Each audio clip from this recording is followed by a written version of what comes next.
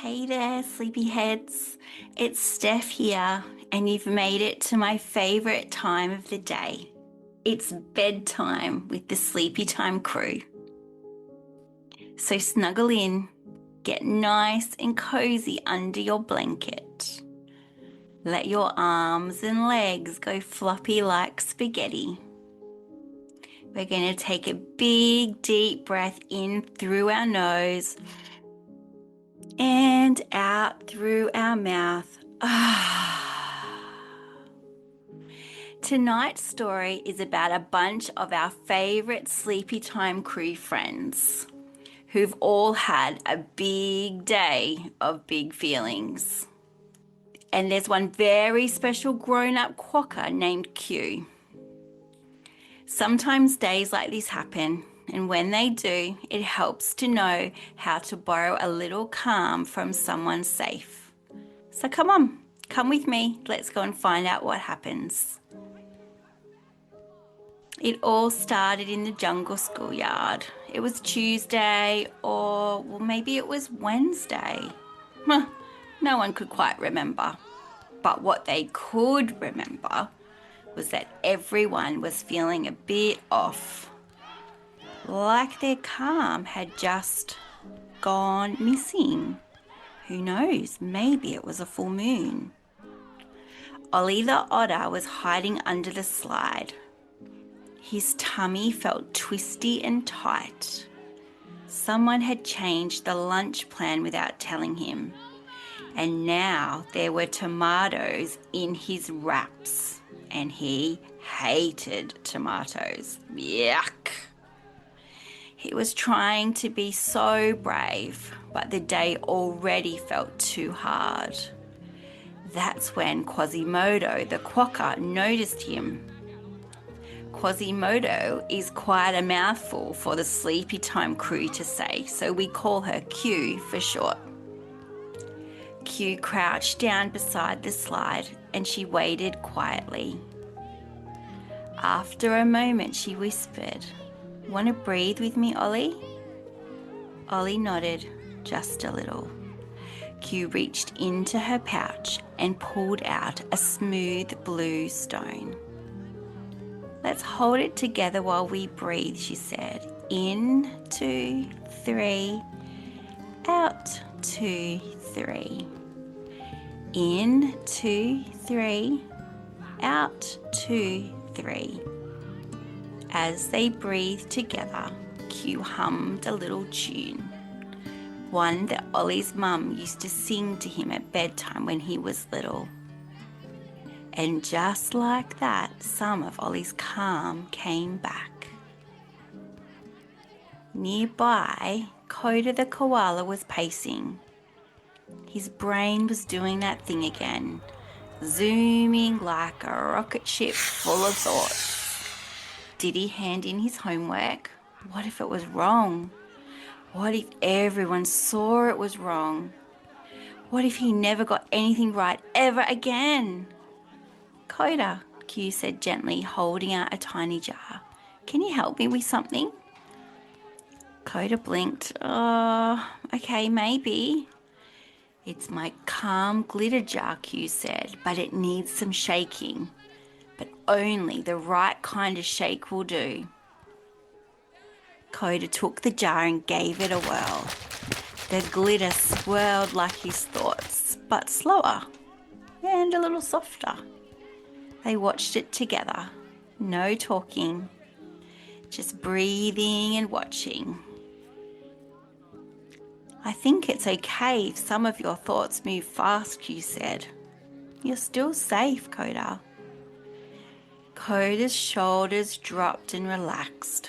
He handed her the jar back with a quiet smile on his face. At the monkey bars, Una the unicorn was stuck. Her foot was caught on the rung. She'd been trying to do a flip like Ziggy the zebra, but now she was upside down and farting uncontrollably from the stress of it all. "Oh no, not again," Una thought.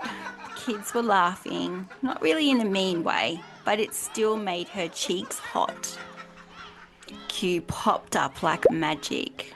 Hey there, Flippy McFarticus, do you need a hand? Una giggled in spite of herself. Q helped her down, then gave her a tickle under the chin. You've tried something new. That's amazing, Una. I hope you're feeling proud of yourself. And also, everyone farts. Una's laughter turned real. Q handed her a little lavender-scented wipe from her pouch. It's for your sparkly hooves. You've earned it, Una. Una took a deep breath and breathed the scent of the lavender deep into her lungs. Her world felt okay again. Coops the capybara was sitting near the water fountain, biting the nail on his paw. Something wasn't right. Someone had moved the sports cones 3.7 centimeters to the left. Now the obstacle course was all wrong. Coops hated when things were changed. He started to count out loud. 1, 2, 3, 4, 5. Q sat beside him and began tapping gently on her knees. Want to tap with me, Coops? She asked. It can help your brain feel a little bit less itchy. Together they tapped. Left knee, right knee, and they breathed. Change is weird, Q said softly, but you're not alone in it, okay? I am right here beside you. Coops closed his eyes and felt a rush of relief cover his whole body. In that moment, he felt safe and seen. Isla the tiger was growling at a bush. A kid had pushed past her in line earlier that day and hadn't even said sorry. Her stripes were all out of order and her roar was stuck in her throat. Q wandered over and pulled 2 squishy balls out of her pouch. You want to smash these, Isla? She offered. Isla raised an eyebrow. Seriously? Q nodded. Go for it. I've got lots of backups. Isla took the balls and she smashed the squishies. Once, twice, a third time. Then she threw herself on the grass and she roared. Q roared back, but it was just a teeny tiny one. You can be strong and need help, Isla, Q said, stroking Isla's ear. Both can be true. Isla huffed, then let herself lean into Q's furry side. She felt better already. Noah the Nimbus dragon was floating above the jungle gym. His clouds were extra puffy and fluffy today, and little sparks of lightning were buzzing around his wings. I feel stormy, he called down, and I don't know why. I've got just the thing, Q said, holding up a teeny tiny umbrella. She jumped into her hot air balloon that she'd pulled out of her pouch. It holds a lot in there. And she flew up to Noah. She handed him the umbrella and let him sit in the basket of her hot air balloon for a while as they drifted for a bit. They gently floated above the jungle schoolyard. No talking, just sitting in the clouds. Thanks, Noah whispered. I don't feel like zapping anymore. You're welcome, Noah. Remember, you don't have to feel everyone else's emotions as well as your own. Meanwhile, Oscar the owl was hooting angrily into his feathers. The handball game had ended badly.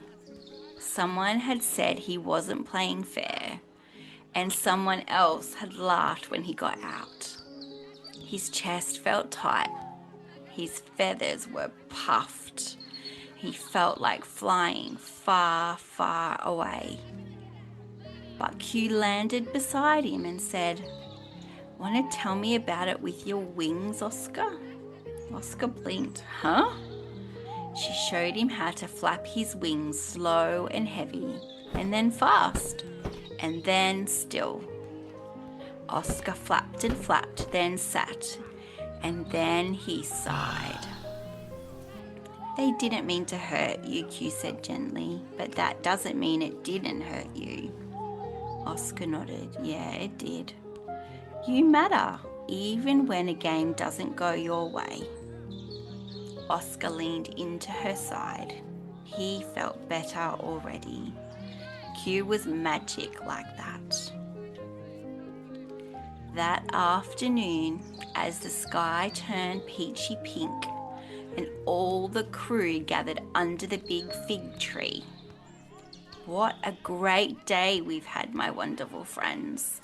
We felt all of our big emotions, and for that I am so incredibly proud of each and every one of you, said Q. You know what? Our calm never really goes missing. It just hides when our feelings get too loud and big. Ollie nodded. I felt scared, but when I have a safe adult around to help, I didn't stay scared for too long. Koda agreed. Taking a few deep breaths really helped me calm my brain down. And Una added, it's okay to try something new and not be great at it the first few times. And then Coop said, I let go of the plan and nothing bad happened to me. I know it's okay to feel two different emotions at the same time, said Isla. I can be strong and still ask for help. Noah agreed, and then he said, I'm holding just my feelings now. I'm feeling still a tiny bit sad, said Oscar, but I'm ready to play another game of handball. Q looked around full of love. See, your calm never went missing, guys. It was just waiting for someone safe to share theirs with you. Yeah, we can borrow some calm from someone safe like you, Q, Ollie said. Exactly, Ollie. And one day you'll be someone else's calm too, said Q. They all curled up around her. Una farted one more time. Everyone giggled. And so the calm returned. Not all at once, but slowly and gently, with love, with deep breaths, and the odd bum and fart jokes, of course. Because in the world of the Sleepytime Crew, all feelings are welcome, calm is catchable, and nobody ever has to feel them alone. Q the Quokka smiled at all of them. You've all had some really big feelings today, she said, and you all let someone help you. That's what real strength looks like. The kids looked around at each other. No one was perfect, but no one was alone either. So it's time for sleep now, my little loves. Let's take one big deep breath in and blow it out like a feather on the wind. Let your body rest. And remember, you are allowed to borrow calm whenever you need to. The stars twinkle quietly, and the sky sighs in sleep. And you, just like all of our animal friends, are already halfway to dreamland. Good night, my little ones. Sweet dreams. Sleep well. We'll talk again tomorrow.